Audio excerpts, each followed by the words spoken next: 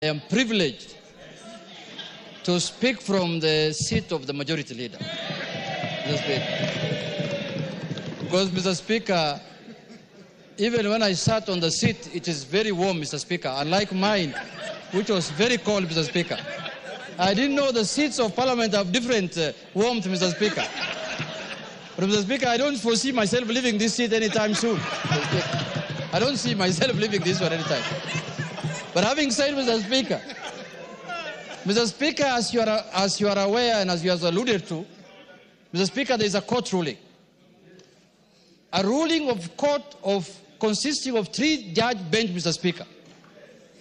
Mr. Speaker, a court ruling has only got 2 decisions, Mr. Speaker. There is no third way about it. One is to obey it, and secondly, if you have any avenue of appeal, you exercise that right of appeal, Mr. Speaker. There is no third way about it, Mr. Speaker.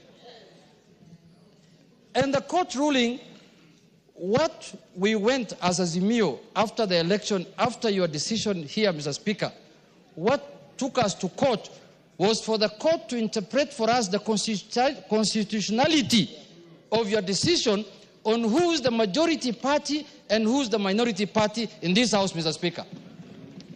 And the issue of the Speaker came in as obiter, Mr. Speaker. But what took us to court, we wanted to know, because when we arrived here after the election, we arrived here knowing very well that we are the majority party, Mr. Speaker. And we are the numbers. But midway, we ended up losing numbers through your ruling, Mr. Speaker. And that is what took us to court, to ascertain whether we are the majority and whether we are the minority. And luckily, the court has made its ruling, albeit late, Mr. Speaker. We expected this ruling much earlier than this time, Mr. Speaker.